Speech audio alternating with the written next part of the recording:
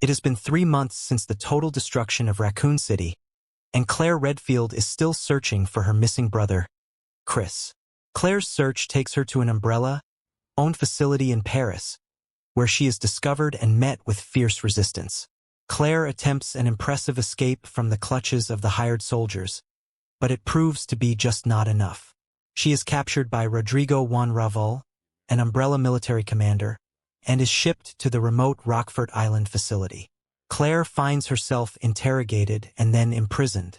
She is knocked unconscious by a guard, and hours later she awakens to the sound of explosions. Facing imminent death, Claire receives an opportunity once more when an inexplicable air raid on the island wipes out most of the island inhabitants and damages the majority of its structures. Unfortunately, the air raid also causes the accidental release of T-virus samples and BOW, which spread quickly and wipe out the remaining survivors. Claire is thrust back into the world of survival horror once again, with the odds seemingly stacked against her. Claire finds support in fellow inmate Steve Burnside but encounters untold hardships when the insane island commander, Alfred Ashford, and his equally evil twin sister, Alexia Ashford, set their sights on causing the end of the duo in their own sick, twisted, and demented games. Claire and Steve manage to escape the island, only to have been forcibly directed to Antarctica. When attempting to escape the Antarctic Umbrella base, Steve manages to mortally harm Alfred while Claire successfully dispatches a mutated Alexander Ashford. As Claire and Steve attempt to leave for an Australian research outpost in a snowmobile, Claire and Steve get attacked by tentacles deployed by a revived Alexia. Meanwhile, Chris Redfield has been in hiding with the surviving stars, members following their harrowing survival story at the Spencer Mansion in Raccoon City. When word from Leon S. Kennedy reaches him that his sister Claire has been captured by Umbrella, he races against time to reach Rockfort and rescue her from danger. However, what Chris discovers on the island is something he never expected. A man from his past who should, by all rights, be dead, his former captain, Albert Wesker. Wesker has his own agenda that he is relentlessly executing. He is working for a new enemy, pursuing an unknown interest. As Chris soon finds out, this is not the Wesker he remembers, as Wesker possessed superhuman speed and strength. Chris learns from Wesker that Claire was already in Antarctica and attempts to rescue her. Chris gets reunited with Claire, with the pair attempting to rescue Steve, only to get separated again. Claire manages to reach Steve, only for him to die a heroic death after saving her from a tentacle. Chris, on the other hand, gets into a skirmish with Alexia and arms the self-destruct system to regroup with Claire. Chris successfully kills Alexia with a prototype weapon and successfully evacuates the base with Claire. Rockfort Island was an island in the South Pacific Ocean. The island was taken over by the Umbrella Corporation in the 1990s to accommodate its growing paramilitary, and included a concentration camp for enemies and traitors to the company. The island was left uninhabited in December 1998 following an attack by HCF, which resulted in the release of the T-virus on the island population. Rockfort Island was settled by an Hispanic community for several generations. At some point, the island became the property of the aristocratic Ashford family, who served as its governors and owned a mansion on the island.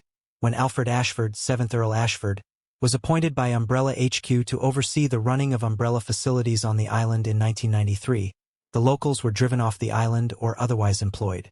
A training camp for Umbrella's paramilitary was constructed on the island and opened the following year to accommodate the Umbrella Security Service. T-virus BOW were also produced within this camp as a source of practical combat training. Along with the military base, Ashford also oversaw the construction of a concentration camp for the internment of spies and company traitors. Conditions in this camp were extreme, and over the next 4 years many prisoners were executed by guillotine or used as experiments, with some victims of this extreme brutality being loyal Umbrella employees who asked too many questions. Growing mad with power, Ashford neglected to repair the decaying infrastructure constructed by the Hispanic settlers, and instead used prison laborers to construct a bridge crossing the valley between his two mansions, executing them upon completion out of disgust of the idea they may see his sister, Alexia, whom he imagined to live there. In December 1998, HCF infiltrated the island to gain information on the T. veronica virus, a progenitor strain that was developed by Dr. Alexia Ashford in the 1980s. Former Umbrella USA researcher Dr. Albert Wesker had been aware of Dr. Ashford's research and led the operation to retrieve a sample. Amid the chaos, the T-virus was released from an underground laboratory at the training camp.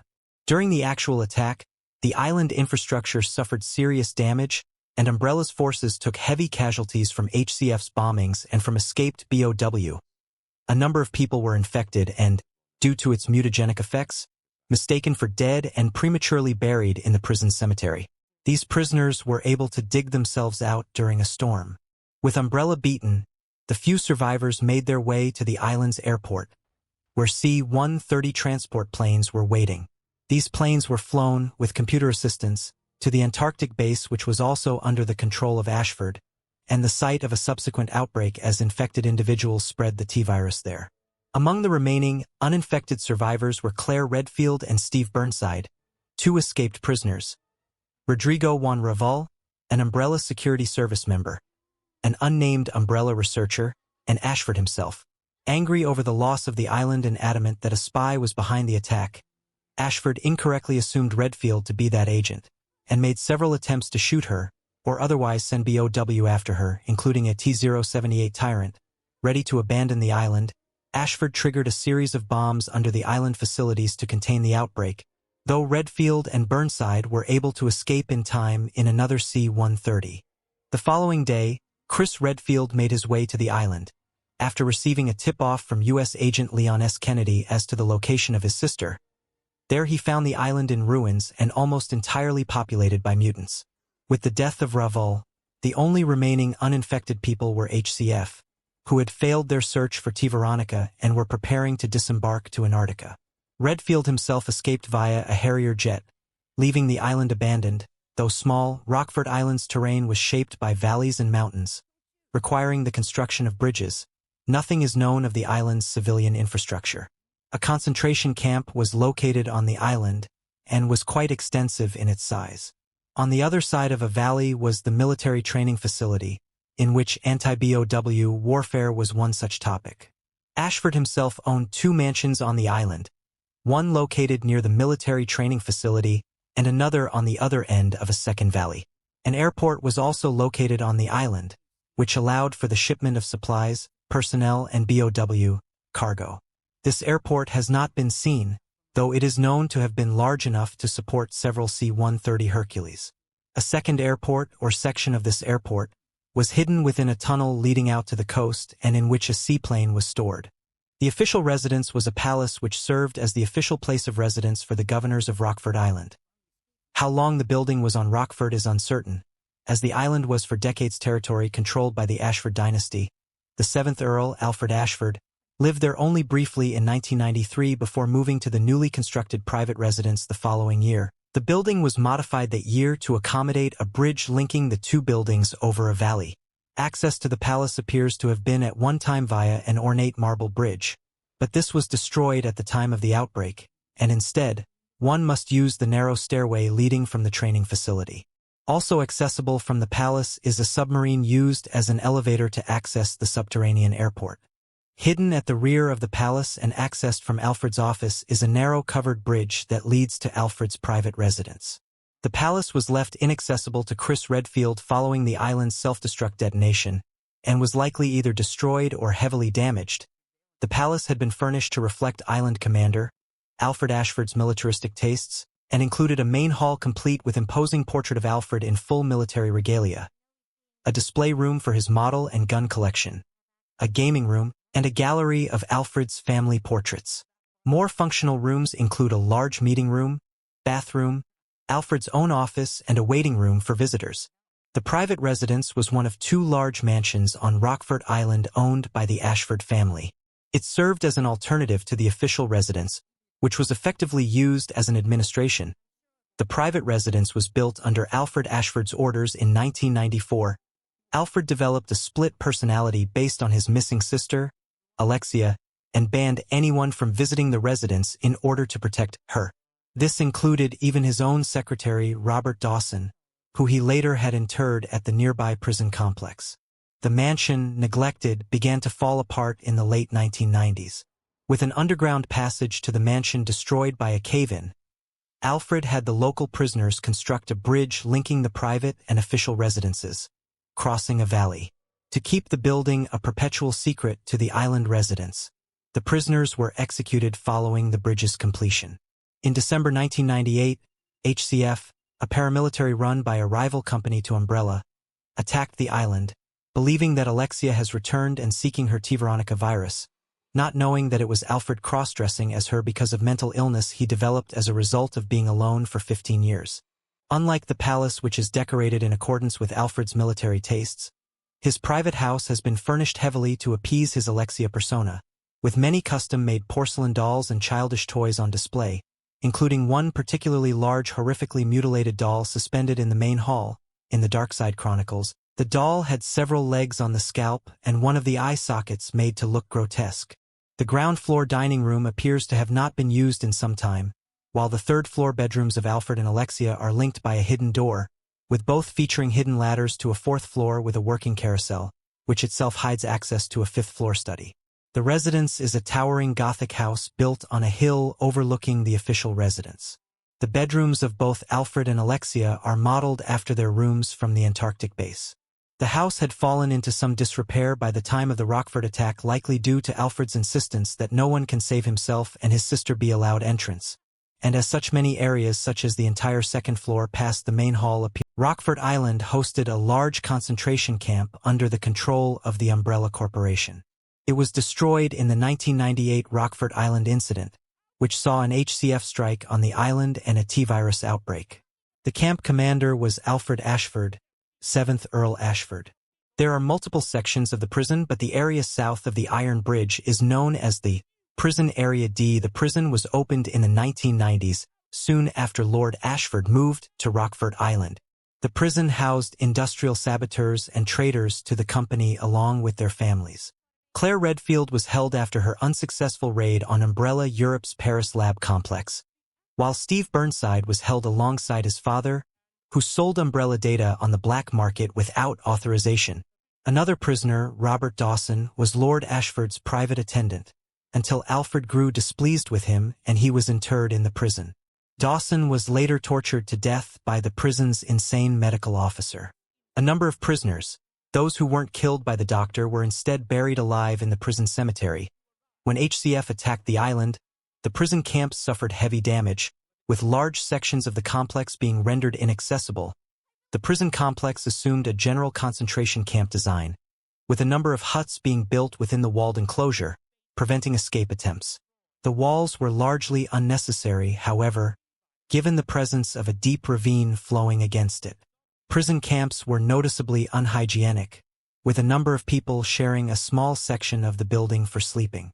A medical hut with crematorium was located nearby, which was built over a dungeon and torture chamber to fulfill the sadistic desires of the prison camp doctor. The Rockford Island Military Training Center was an elite training camp located on Rockford Island, and was the primary training camp for Umbrella's paramilitary forces, the Umbrella Security Service and Umbrella Biohazard Countermeasure Service. The facility was destroyed during the 1998 Rockford Island incident. By the 1990s, the Umbrella Corporation had swelled to the extent a larger paramilitary was necessary, having already established the USS as an elite security force and the UBCS as a biohazard containment force. Rockford Island was picked as the spot for training to take place, being a far-off private island owned by Alfred Ashford, 7th Earl Ashford, a newly hired executive with familial ties to the corporation. In the process of converting the island to Umbrella's needs, the resident Spanish settler population was evicted from the island and their village destroyed to make room for new facilities. The training center itself was built around a church, with BOW, testing and viral research labs stored underground in caverns the settlers once used as a cemetery. Completion of the facility took place on December 8, 1993. The facility was built around an abandoned church used by the Spanish settlers on the island, of whom Rodrigo Juan Raval is a descendant. This church would be used for storage, as well as to house an elevator to the underground catacombs where the settlers' tombs were kept. The facility features, among other things, a full-sized working tank displayed in an outside courtyard, part of Alfred's private collection, a repair garage, underground BOW, and virus storage facilities, direct access to the subterranean airport, an industrial cargo elevator and turntable, a large bathhouse with sauna, administration offices, and a sophisticated control room. Because of heavy damage suffered during Wesker's attack, areas of the facility are inaccessible by the time Claire Redfield and Steve Burnside arrive to explore it. Later damage caused by the island's self-destruct sequence leaves the facility heavily damaged but still standing in places. This allows Chris Redfield to move around much of the facility, although the west side is all but completely inaccessible by this time. The facility was later abandoned along with the rest of the island. The Antarctic base was an expansive complex built by the Umbrella Corporation in Antarctica, south of the 82nd parallel. The base pulled double duty as a state-of-the-art research outpost and a transport terminal for illicit cargo shipments. The facility functioned autonomously from other corporate divisions, being the only facility within Umbrella South Pole. The Antarctic base was built in 1969 on the orders of the Umbrella Pharmaceuticals geneticist, Dr. Alexander Ashford, 6th Earl Ashford. Utilizing the remnants of an abandoned mine included within the plans was a warehouse, an airport, a laboratory, and a large house for his habitation. Having not studied virology, Lord Ashford instead used the lab for genetic research, specifically in the Code Veronica project, a eugenics experiment which sought to successfully clone a human being with advantageous genetic alterations. No further genetic research is known after the experiment was a success in 1971.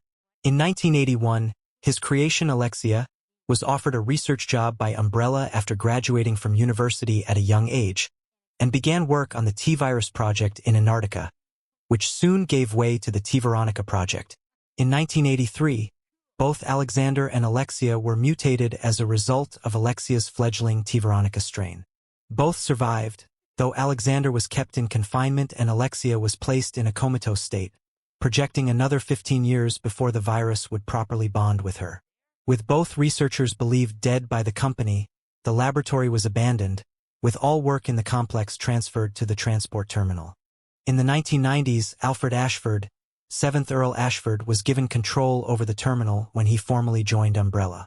Under his neglectful and disinterested leadership, the terminal became seriously undermanned, with workers kept at the base for as long as 8 years without vacation time. The workers consequently saw the facility as no different from a hard labor camp. These problems had a global impact. In one instance, the resultant backlogs caused a temporary shortage of APL-14, and American laboratories had to donate their own supplies to the intended recipient of the large shipment in December 1998. HCF, a special forces unit led by the believed dead Albert Wesker, attacked Rockford Island in their search for the T-Veronica virus, quickly defeating the island's defense force by releasing the island's viral and bioorganic weapons. A number of infected survivors fled from the island on C-130 Hercules cargo planes, spreading the virus to the aircraft's autonavigational system's preset destination, the Antarctic base. Claire Redfield and Steve Burnside, 2 of the survivors of the outbreak, managed to requisition a mining vehicle from the abandoned mine and attempted to utilize it as a means of escape. At this point, Alfred, who had pursued them from Rockford, unsuccessfully attempted to ambush them, but was instead shot by Steve and fell into a disused mine shaft to his presumed demise. Continuing on, Claire and Steve reached the heliport, where they were attacked by the newly released Alexander. Claire, however, soon defeated him. Meanwhile, a fatally injured Alfred made his way to the cryogenics laboratory to bring Alexia back to life as initially planned 15 years prior. She would avenge her brother by destroying the snowmobile in which his presumed killers were attempting to escape. Claire's brother Chris would later take a Harrier from Rockford Island to the facility in his search for Claire, finding her cocooned to a wall in the residence connecting to the terminal. After Chris released her, Claire discovered Steve in the base's prison, but it was too late. Alexia had already infected him with T-Veronica, and, not long after Claire discovered him, killed him when he successfully resisted the virus-induced madness to save Claire's life. Despite surviving, Claire was trapped. Chris activated the facility's self-destruct system to destroy the base and rescue Claire by releasing all locks in the base, killing Alexia and fighting to a stalemate with Wesker before escaping with Claire as the Antarctic base detonated behind them. Zombies are humans afflicted with the cannibal disease, an illness caused by the T-virus, a bioweapon originally developed by Dr. James Marcus, one of the founding members of the Umbrella Corporation. Despite having minimal organ function and a deceased-like appearance, these creatures are not reanimated corpses but living humans who have been infected and transformed by the virus mutations.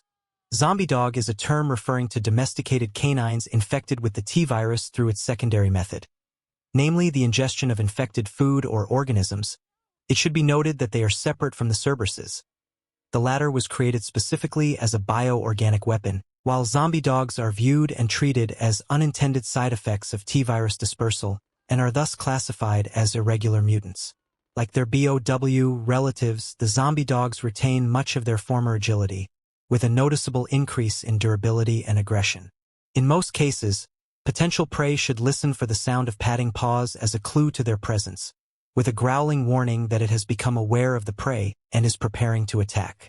They will let out a pained yelp when killed. Akin to the canine-related T-virus mutation is a general necrosis in their left eye orbit, leaving their left eye visible bulge out of their otherwise savage but proportional facade, making for an even more fearsome appearance. Curiously, these zombie dogs sometimes become active only when in close proximity to prey, completely ignoring the sound of gunfire nearby. This is particularly noticeable in the power room of the Antarctic base. Whether this is down to the dogs being heavy sleepers or simply a deliberate act of lying in wait for prey to come to them is unknown. These dogs also learned to grab hold of a human arm and would attempt to shake it loose. The albinoid is the result of the T-virus having been injected into salamanders. The effect is as usual with simpler animals injected with T-virus. Considerable growth with some mutation, immature albinoids can generate a moderately powerful electric shock to stun prey in close proximity. These infants are encountered by Claire Redfield in the BOW lab of the Military Training Center where they broke into the laboratory she was in. Although relatively weak in this state, they will grow to adulthood in a matter of 10 hours or more. Chris Redfield encounters this creature fully grown in a pool of water in the basement of the training facility. They are most deadly in the water due to their ability to shock prey. Bats are an order of flying mammals. 3 forms of bat have been encountered. Infected bats are any species of bat infected with the T-virus. They were first seen in the Umbrella Executive Training School, where they had taken up residence in the church above the laboratory following the outbreak caused by Queen Leech.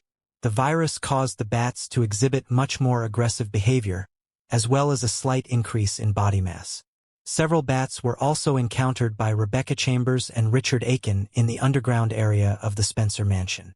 There were also infected bats on Rockford Island during the viral outbreak, but these showed no sign of increased size. Instead, they have heightened awareness and attack in swarms, but could be deterred by light or usually avoided by walking instead of running around them. The Bandersnatch was a tyrant BOW model type developed by the Umbrella Corporation in 1998. The name originates from Lewis Carroll's poems The Hunting of the Snark and Jabberwocky, which give no description of the creature. The Bandersnatch was developed as an offshoot of the Tyrant Project, intended for reasons of practicality. The reason for this was simple. Those with the necessary genes to be turned into tyrants were small in number, and the tyrants themselves were expensive to develop. In short, the Bandersnatch was a cost-effective alternative proposal. Due to the flawed/cost-effective processes used in their creation, parts of their anatomy tended to atrophy away within moments of their creation. The atrophied parts were often their left arms. In December 1998, a number of Bandersnatches were being stored at the Rockford Island Military Training Center to accumulate combat data against trained anti-BOW soldiers. These BOW saw active combat during the HCF raid on the island, which resulted in a T-virus outbreak. Dr. Albert Wesker, who led the attack, obtained the Bandersnatch research data for further experimentation. The Jabberwock S3 was the product of this research. One Bandersnatch was inadvertently released by Wesker when he threw Chris Redfield away in order to confront Alexia Ashford when she popped up on the screen, as Chris impacted its containment field and damaged it. The gulpworm was bioweapon species created from manipulating earthworm DNA with the T-virus. The gulpworm was created by the administration of the T-virus as part of a bioweapons experiment to improve the earthworm genome. The series was still in the prototype stages during the Rockford Island incident, and the only known sample was used as a practice opponent for Rockford Island's anti-BOW trainees. It was encountered twice at the Umbrella Corporation's prison facility on Rockford Island. The first time it was encountered, it attacked Claire Redfield while she was exploring the military training field. Later, it was killed by Chris Redfield soon after it swallowed Rodrigo Juan Ravel whole. As it died, it spat Rodrigo out. T-078 was a tyrant born from cloning by Umbrella in 1998. It was from the clone T-103 model, and part of its mass-produced type. 078 was noted for being without a limiter coat so as to test the effects of using a T-103 without such a device. Therefore, its blunted claws, which it used as battering rams, may not be present on all other individuals within the mass-produced type. T-078 was delivered to Rockford Island from the Antarctic Transport Terminal in a mission supervised by the Umbrella Security Service agent Hunk, on the orders of the island base's commander, Alfred Ashford, 7th Earl Ashford. Whether on Lord Ashford's orders or the intention of its creators, T-078's power limiter was disabled, allowing it to experience minor mutations. During the HCF's attack on Rockford Island, Lord Ashford unleashed the tyrant to kill Claire Redfield and Steve Burnside, 2 prisoners that were making their escape.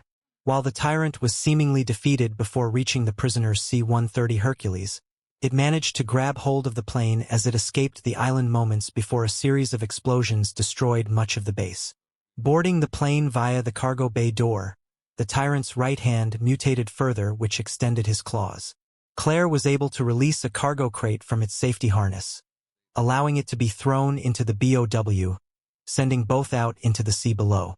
The Hunter II, also known simply as the Improved Hunter, was an enhanced model of the Hunter BOW line developed by the rival company of Umbrella in 1998. A derivation from Umbrella's Hunter BOW program, the Hunter II's origins were the result of Albert Weskier providing a rival organization with Umbrella's classified development data and embryos of the prototype Hunter Alpha. The first known usage of the Hunter II was by the rival company's Special Forces Unit HCF, during their attack on Rockford Island. This model was far more intelligent than Umbrella's model, as it could track down its target through an automated surveillance device called a seeker, also sometimes called a spotter, which directed the hunter to the target with a special frequency. The frequency is presumably received by the special device on the left side of the hunter's head that also comes with an eyepiece. These creatures are first encountered by Chris Redfield on Rockford Island shortly after the appearance of Albert Wesker. A seeker is an automated machine that is used principally for detection of hostile targets. It has otherwise been referred to as a self-propelled surveillance device. The HCF used a model of seeker that operated alongside their Hunter IIs. It would project a beam of light from its head, which is its sight. When it would detect movement from a hostile stepping on its range of vision, it'd alert nearby hunters with a sound the BOW were trained to respond to. The sweeper was a variation of the Hunter II, differentiated from their unaltered brethren by their reddish skin. The intention of the sweeper design was for it to sweep through previously attacked areas to mop up anything left. Other differences included their purple veins and scales that were of a light purple color, along with red, piercing eyes. They attacked in the same manner of the Hunter II. However, unlike other hunter types, their claws had an added poisonous effect, making them considerably more dangerous. The sweeper has a similar body plan to the Hunter II. The main distinction was that the sweeper could release a poisonous substance from its claws, incapacitating people scratched by it. Baby spiders are the offspring of any spider infected with the T-virus. They would live on the back of their mothers and attack nearby foes if she was killed. Like other arthropods, little spider blood contains hemocyanin, creating a green hue, so it is possible to see a green spot on the floor after killing them by single shot or by stepping on them. The Black Widow was a bioorganic weapon BOW produced by Umbrella as part of their development program into arachnid-based weaponry. By October 1998, Umbrella had collected much data on arachnid reactions to the T-virus from the series of incidents which took place in and around Raccoon City that year. With the Latrodectus genus, widow spiders, possessing a much stronger venom in comparison to the tarantula spiders seen in Raccoon City, they were selected as prime test examples. The Black Widows were already being developed by Umbrella by December 1998. The company had plans to distribute them to a number of their facilities via the transport terminal in the Antarctic base. During the Antarctic outbreak of the T-virus, the Black Widows being transported took advantage of the emergency to break out of their crates and settle around the facility. Like many spiders, the Black Widow possessed 4 pairs of legs attached to its cephalothorax, connected to the opisthosoma, abdomen, by a thin section. The Black Widow's appearance was disambiguated from other spider-based BOW by its complete lack of body hair. Like other spiders, the Black Widows would release little spiders from their abdomen if killed. One of these spiders, like the black tiger, reacted differently to the T-virus than others of its kind and, again like the black tiger, reacted by growing significantly larger. The moth was a typical moth that mutated due to prolonged exposure to the T-virus. Unlike the giant moths, these moths' wings have grown in perfect proportion to their bodies. This gives these moths incredible maneuverability. Some of these creatures were encountered in the Antarctic base, where they were able to produce poisonous dust and had also taken to attaching eggs to bodies cocooned in the corridors. These eggs would later hatch into parasitic larvae that would seek out fresh prey, latching onto and poisoning them to eat at their leisure upon death. Moth parasites are the larvae of certain variations of T-virus-infected moth that bursts from a host's chest and latches onto its victim's back. When its host is badly damaged, the parasite can leave their host's chest cavity and land onto a new host's back. It can survive for a while after the host is dead and can attack by grappling its prey. They are poisonous. The ants were an unnamed mutant species of ant created through the DNA-altering effects of the T. veronica virus. The species is believed extinct following the destruction of the Antarctic base in 1998. This species was created in 1983 as part of research by Dr. Alexia Ashford. They were not destroyed or contained when her research was finished and flourished in the Antarctic base in the 15 years she was kept in cold sleep. By 1998, they had constructed a towering anthill as their hive continued to swell in numbers. Though this was soon after destroyed along with the Antarctic base, these ants, enhanced by the virus, grew to larger than average proportions due to excessive production of growth hormones. These changes also affected their behavior, making them more aggressive to the point of openly attacking nearby humans. Their jaws also became strong enough to cause pain to passing humans. Unlike other mutants created through various strains of T-virus, the ants remained fertile and were able to propagate their species rather than relying on the use of cloning methods. The Alexia pod was part of a huge plant-like organism called Veronica plant resting under the Antarctic base with which the T. veronica-infected Alexia Ashford shared a symbiotic relationship.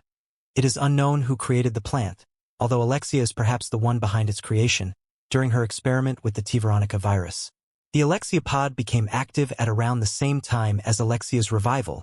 The plant possessed a number of large, mutated plant vines which extend throughout the terminal and were controlled by Alexia. The tentacles possess great speed and strength, being fast enough to catch up to Steve Burnside and Claire Redfield's fleeing snowmobile in Antarctica, and strong enough to deliver a devastating blow to Steve's mutant form. The plant seemingly had mutagenic properties not unlike V-Complex, as seen in the non-canon game of Oblivion scenario from Resident Evil, The Darkside Chronicles. As Alexia Ashford changed into her second form, the pods had assisted her mutation by supplying the additional biomass required to become larger. Alexia's babies, otherwise known as the attack creatures, are human mutant creatures which were the natural offspring of Alexia Ashford after she achieved the second form of her T. veronica virus mutation. They were created from Alexia's body when she mutated further into her second form, to assist her in her fight against Chris Redfield in the control room passageway. Not much is known about this creature. Alfred Ashford, 7th Earl Ashford, otherwise referred to as Lord Ashford, was a British nobleman and governor of Rockford Island. He was the son of Veronica Ashford, 1st Countess Ashford, born through genetic engineering along with his sister, Alexia. Legally, however, the two were the children of the geneticist Dr. Alexander Ashford, 6th Earl Ashford. Lord Ashford was the final governor of Rockford Island, having overseen the exodus of the islanders and installation of a prison camp for enemies of the Umbrella Corporation. He died soon after the island fell to a T-virus outbreak orchestrated by an Umbrella rival group. Without a family at the age of 12, the new Lord Ashford was left to continue his family's legacy alone. Driven by this, he overcame his grief and was able to graduate from a respectable English university in 1993. Lord Ashford entered employment with the Umbrella Corporation as the other Ashfords had done. Through the weight of his family name, he earned a number of jobs within the company which, while senior, were largely irrelevant in the company politics. Alongside the position of director of the Antarctic base, he took full advantage of his inherited governorship of Rockford Island. By the following year, the Hispanic settler population was driven out to give space for the construction of a concentration camp for umbrella enemies, a boot camp for anti-BOW training, and a private residence on the other side of a valley, where he hoped to live with Alexia one day. Having been given full control over these facilities, Lord Ashford chose to ignore the Antarctic base and built up a dictatorial rule on Rockfort. Alexia Ashford was a member of British nobility, coming from the Ashford family. The adopted daughter of Dr. Alexander Ashford, 6th Earl Ashford, her real parentage was the result of a cloning experiment referred to as Project Code, Veronica, and was biologically the daughter of Veronica Ashford, 1st Countess Ashford. Through her grandfather, Dr. Edward Ashford, 5th Earl Ashford, she was able to gain a position as a virologist within Umbrella Pharmaceuticals, an enterprise he co-founded. Alexia and her brother Alfred, the future 7th Earl Ashford, were born around 1971 to an unnamed surrogate mother as part of Project Code, Veronica. The project, led by Dr. Alexander Ashford, involved obtaining DNA from the embalmed body of his ancestor, Veronica, and creating a genetically modified clone.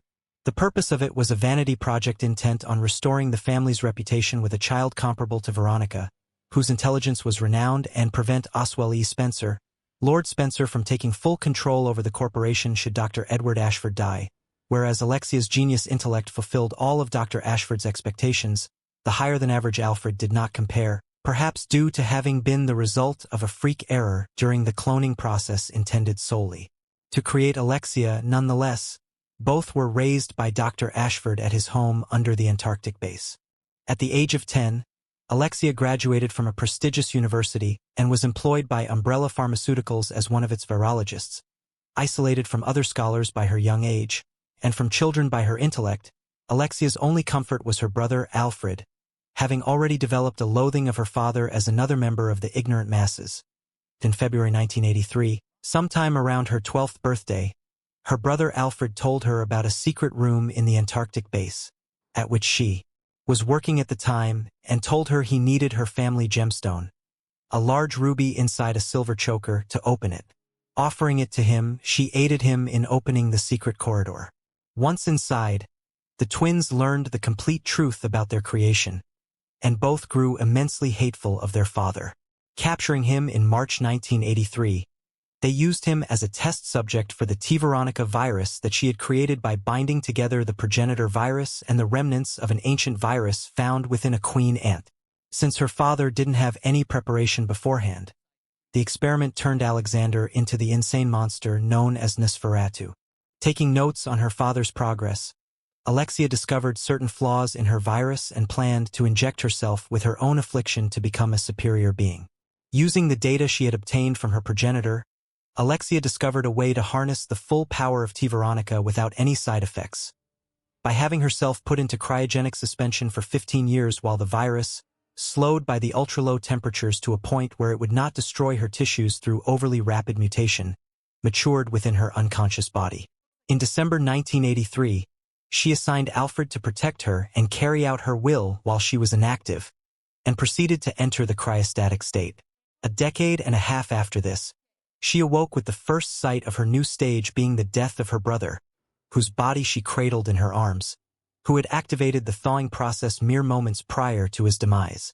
Now in full control of her virus, Alexia sought to begin her plan of dominion over the world as its queen, and using her newfound powers, she remotely controlled one of the massive tentacles resting below the Antarctic base to destroy the escape vehicle of Claire Redfield and Steve Burnside. Also, she captured Claire and Steve for the purpose of subjecting them to her experiments and to make them pay for killing her brother. She imprisoned Steve in a coliseum with suits of armor and repeated the experiment that mutated her father, only with her own derivative of the mutant strain. Later on, she appeared to confront Albert Wesker in the replica of the Spencer Mansion under the Antarctic ice.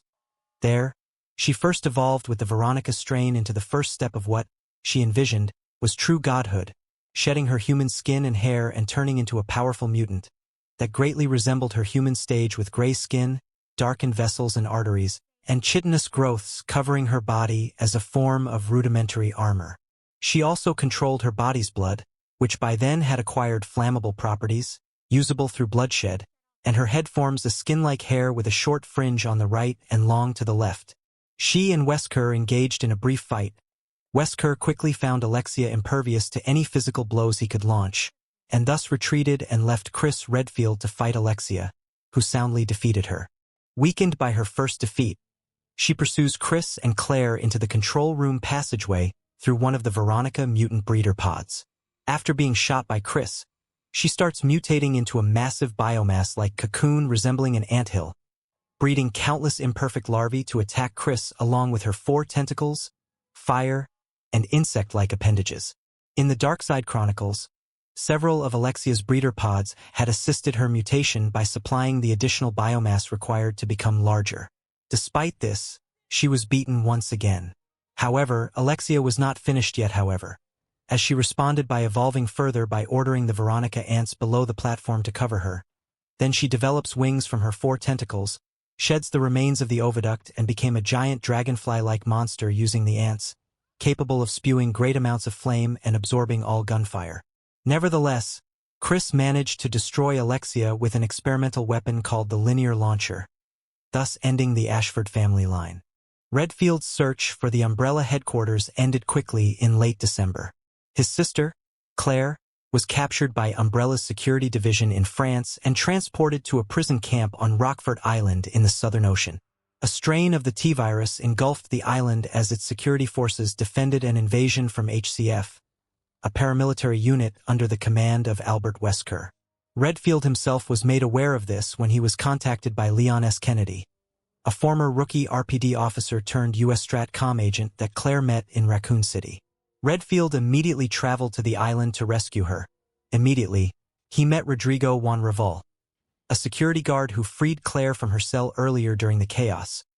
Redfield continued to explore the remains of the island's facilities after he learned that Claire left the island altogether, and was confronted by Wesker, who revealed his superhuman abilities and informed him that Claire was at an Umbrella facility in Antarctica. Redfield piloted one of the facility's Harrier jets to the Ross Ice Shelf, Raccoon City. Claire went out in search for her brother. Believing him to be at Umbrella Europe's Paris laboratory, she infiltrated it in December and was captured by the facility's security forces. Taken to Rockford Island by Rodrigo Juan Raval, Claire's arrival coincided with a sabotage operation conducted by HCF, a paramilitary group under the command of Albert Wesker. The saboteurs succeeded in releasing the T-virus and BOW across the island, and Umbrella's local paramilitary forces were wiped out. Feeling sorry for her, Raval released Claire from her cell, though believed she would eventually die anyway. On the surface, she met Steve Burnside, a 17-year-old who was interned following his father's betrayal of Umbrella for selling company secrets on the black market. The two searched for an airport to escape the island, but were repeatedly hampered by Alfred Ashford, 7th Earl Ashford, the island's commander, who believed Redfield to be linked to the saboteurs. Before they found a plane, Claire was able to get in contact with Leon via a computer. Leon, who had gained employment within the U.S. government's covert anti-Umbrella pursuit and investigation team, got in contact with Chris and sent him her location. Steve Burnside was a prisoner sent to Rockford Island along with his father. This was due to his father, an Umbrella employee that was selling the company's secrets at auction, but he was caught. He and Steve are taken prisoner while Steve's mother was killed. Steve and his father are imprisoned in Rockford Island's prison until it was taken over by the HCF. During the course of his escape, Steve and his father became separated. However, Steve managed to survive the zombie onslaught caused by the sudden outbreak of the experimental T-virus. Sometime later, Steve met Claire after attacking her on the presumption that she was a zombie. However, Claire shot the light that he shined on her and defended herself. These actions caused Steve to realize his error and cordially met her face to face. Steve left Claire in order to procure an airplane to escape the island. When Steve was found again in the monitoring room, which was the room after the 3D autoduplicator device, he was looking the information up on Chris Redfield. When Claire asked him what he was doing there, Steve asked Claire if Chris was her relative. Claire asked him if he meant her brother, and Steve realized the fact that they are siblings. He tapped on the lever that released the lock on the door, saying, "Well, it seemed that your brother was under surveillance by Umbrella." After Claire emailed Leon to tell Chris that he was being monitored as well as the coordinates of the island, Steve said that Chris would not come and Claire would just end up disappointed if she relied on others. Steve stormed out of the room. Steve took the gold Lugers in the island's palace. Because of his attitude, he did not realize that he could put them back and disable the trap that he set off. When Claire released the trap, Steve claimed the Lugers, saying that he found them, although Claire was the one who found them first, and he was keeping them. Then, he proposed a deal to Claire, a fully automatic gun for the Lugers. When Claire was thinking, Steve said that he would see her around and bolted out of the room, leaving Claire alone once more. When Claire was almost killed by a bandersnatch, Steve jumped through a window and shot the creature. While he was still looking at Claire, he shot the bandersnatch at least 5 times before looking at it. After Steve kicked the BOW, he shot it one last time before the Lugers ran out of ammunition. Because Claire had the submachine guns with her, she gave them to Steve in return for his Lugers. He found out that they are empty and accused Claire of cheating. When Steve learned that there was a full magazine for the machine guns, Steve gave Claire a boost so she could retrieve it. After Steve took the full magazine, Alfred Ashford took both Claire and Steve down to the B1 floor. Thinking that they would die there, however, Steve cleared all of the zombies from their path so Claire was able to go through easily. Steve said to Claire when she arrived that the machine guns are a lot more reliable than any person. After Claire asked Steve where his family was, he was enraged. When they reached the 2nd floor, Steve and Claire both fell off an unstable part of a walkway. In the aftermath of the fall, Claire's foot became trapped under the rubble. As Steve got onto his feet, he encountered his father, now infected with the T-virus. Unable to shoot him, Steve was unable to act. Just when it seemed that he would reach Steve, Claire unintentionally attracted his father's attention. Steve shot his infected father down just as he was about to bite Claire. However, in shooting his father, Steve completely depleted the ammunition loaded into his submachine guns. After coming to grips with what he did, Steve told Claire about how he and his father came to be on the island. Afterward, Claire left Steve alone to continue with coming to grips with his loss. When Claire was about to be killed by Alexia, Steve stormed in. He was wounded by a gunshot, but he opened fire and wounded Alexia. As he and Claire checked the room, they are attacked by Alfred. Steve kicked Alfred to the floor and they discovered that Alfred, having a split personality, was playing Alexia. They escaped the residence after the self-destruct system was activated. They both evacuated the island via a plane that closely resembled a C-130 transport. Steve piloted the plane off the island, but Alfred set the plane to autopilot and it flew to the Antarctic facility. Upon reaching Antarctica, their plane crash-landed into the Antarctic base, which was infested by the infected on the other planes. After a search of the facility, the two encountered and armed Alfred. Claire was held at gunpoint, but Steve was able to get the drop on Alfred, shooting him with his submachine guns. The impact of the rounds caused Alfred to stagger backward against a railing which broke away and caused him to plummet down a hole. They explored the outside of the facility where an escaped Alexander found them. Steve was pushed off the roof and nearly fell to his death. Claire managed to lift him to safety after killing Alexander. When Claire started walking, he said, "I swear I'll protect you next time, Claire." The two found a truck which they used to escape the structure. However, a dying Alfred managed to revive his sister who destroyed their truck in revenge for Alfred's death. The two are captured by Alexia and Steve was injected with the veronica virus. He mutated in front of Claire and attempted to kill her with a giant axe.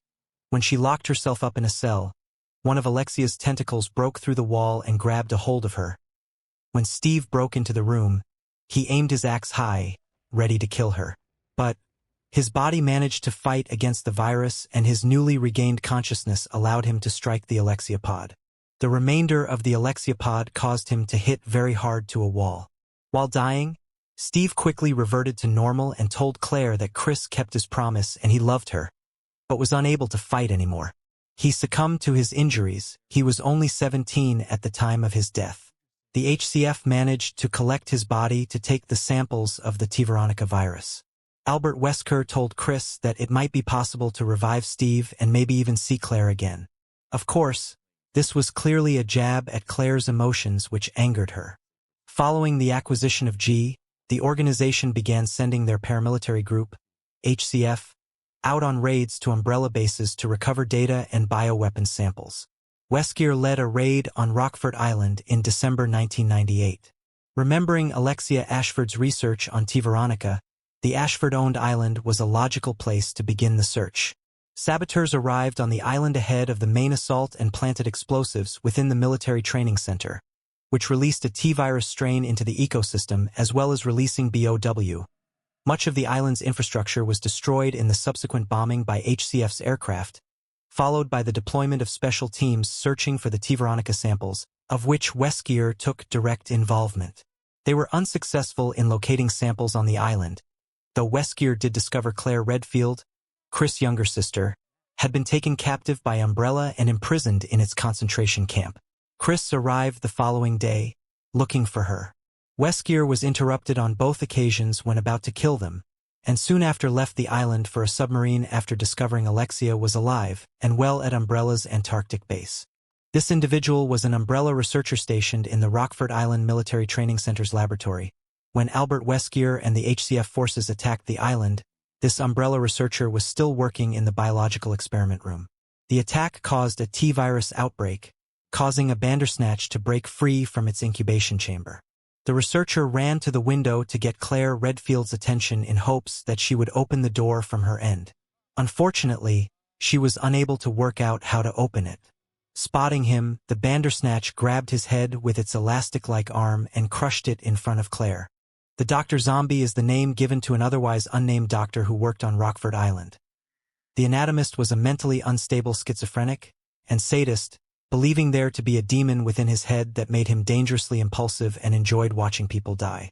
Despite this, the island's commandant, Lord Alfred Ashford, allowed him to continue his medical profession on the island, and even constructed an underground chamber below the medical hut so he could perform sadistic rituals on camp prisoners before their eventual death and subsequent dissection. The chamber was hidden from others by an elaborate door mechanism. The doctor grew to fear Lord Ashford, however, understanding clearly that if Ashford lost favor with him, it would mean his death. During the T-virus outbreak, the doctor sustained a serious leg fracture, and was infected unconscious. He was mistaken for dead and placed inside a body bag. He later escaped from the bag and began eating part of an unconscious body he had dissected prior to his infection. Both got up to attack Claire Redfield when she was discovered, though both were subsequently killed by her. Rodrigo Juan Raval 1966 to 1998 was an Umbrella Security Service, USS, employee. Though assigned to the defense of Umbrella Europe's Paris laboratory, Raval became caught up in the biohazard on Rockford Island. Raval was born and raised on Rockford Island, which had been planted by Spanish colonists for generations. The island was for some time under the ownership of the Ashford family, a British aristocratic house, with each successor to the earldom becoming its new governor. In the 1990s, Alfred Ashford, 7th Earl Ashford, had the settlement torn down and forced much of the population off the island to make way for a boot camp for Umbrella Security Service recruits as well as a concentration camp for enemies of the company. Raval himself joined the Umbrella Security Service and was assigned to the Paris laboratory as 3rd Squad's leader in December 1998. The Paris laboratory was infiltrated by Claire Redfield, leading to a shootout in the facility culminating in a UH-6 helicopter firing through the windows. Raval succeeded personally in capturing Redfield and traveled with her back to Rockford Island as a concentration camp inmate. Soon after Raval's arrival, HCF attacked the island, bombing the ground and releasing the T-virus. Raval himself received a torso injury, possibly from being shot. Having a change of heart, he released Redfield from her holding cell to give her a chance to fight and escape rather than die in her cell. Redfield later returned his kindness by providing him with hemostatic medicine and her brother's lighter. Carl Grisham transported the experimental alloy TG-01 to Rockford Island. He was killed when the Humvee he was riding in crashed into a wall during the HCF's invasion of the island and the subsequent release of the T-virus. Carl was a trainee on Rockford Island scheduled for a security transport to deliver commodities and special supplies from the airport to the Rockford prison. As per procedure, he requested access to the facility through prison chief Paul Steiner before entry. It was around this time the HCF began to bomb the base, causing an airborne spread of the T-virus and the unintentional release of BOW. Carl likely crashed during the bombing run and chaos caused by the biohazard. He later resurrected as a zombie. He became the first zombie seen on Code Veronica and was eliminated by Claire Redfield. Mr. Burnside was an employee of Umbrella imprisoned at Rockford Island.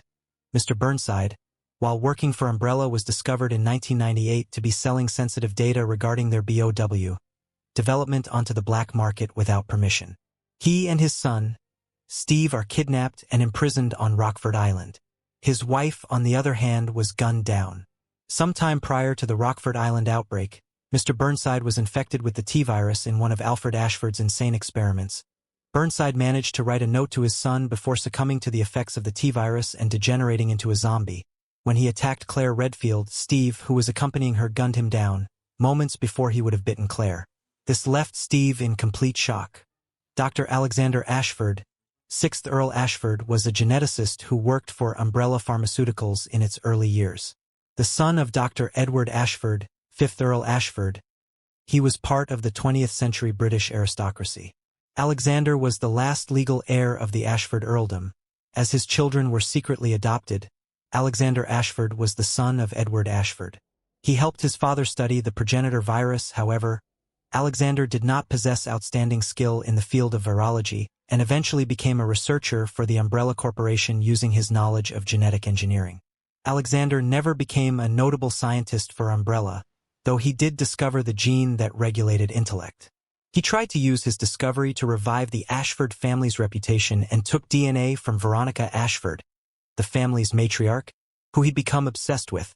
Alexander combined Veronica's DNA with a dangerous gene that increased intelligence and his own to resurrect Veronica. The result was twins, Alfred and Alexia, and while Alfred had only slightly above average intelligence, Alexia was a child prodigy with incredible intellect, becoming chief senior researcher at Umbrella's Antarctic facility when she was only 10. However, Alexander began to grow horrified both at the prospect of the public learning how the twins came into existence and by the two's total disregard for humanity. He became determined that no one ever find out the truth, hiding the records of his experiment in a secret chamber in Umbrella's Antarctic base. Over 10 years later, Alfred found the room and began working to get inside, needing the 3 family gemstones to unlock it. The first 2 were easy to obtain since he and Alexia owned them, and eventually tricked Alexander into giving him the other one. However, when Alfred accessed the room, what he found out made him snap, since it revealed that he was just an unintended byproduct of Alexander's experimentation and the disturbing nature of the experiment. It was around this time that Alexander became concerned with Alexia, who had become obsessed with the T. veronica virus, a viral strain she had developed by combining the progenitor virus with Queen Ant's DNA. Alexia had also become determined to use it on herself and release it upon the world. Eventually, Alexander created an experimental anti-BOW weapon known as the linear launcher, which he installed in the facility as a last resort to stop her if she carried through on her plans. However, Alfred, bitter that his father hadn't created him with the same intelligence as Alexia, captured Alexander. He used his father as a test subject for Alexia's T. veronica virus, and eventually Alexander had mutated into a psychotic monster. Deeming him a failed experiment, Alfred and Alexia, disgusted that he was a failure even as an experiment, chained him in a secret room in the Antarctic base, where he remained in solitary confinement until 1998. Hidden away from the facility, he became the monster known as Nosferatu to the workers, who were terrified by his noises. For 15 years, Nosferatu remained in the chamber, disturbing all the workers with his cries of agony. Eventually, Claire Redfield encounters him after finding the secret chamber in his office. She is horrified as he stares up at the ceiling roaring, where she soon leaves in horror after Alfred's attempt to kill Claire, which was interrupted by Steve Burnside, resulting in Alfred's fall into the mining room's hole. Nosferatu forced his way out of most of his bonds and headed after the two, eventually catching up to them at the base's helipad. He knocked Steve off of the helipad, leaving him hanging onto a ledge, and attacked Claire. After a brief battle, she was able to kill Nosferatu by targeting his exposed heart, finally ending his suffering. Somehow, Nosferatu's body ended up in the ocean, where Alexia, who had been awakened by a dying Alfred, had a crane grapple onto his corpse. When Chris Redfield activated the crane, Nosferatu's corpse was pulled out of the water, with his pierce falling off of him. When the crane pulled his body to the left, Chris came across Alexia, who commented that Nosferatu's mutation was how she dealt with insignificant bugs. During their final fight, Claire and Chris used the linear launcher that Alexander himself had designed to stop Alexia in the event she truly did try and follow through with world domination. The weapon killed her instantly, avenging Alexander and truly ending the Ashford line.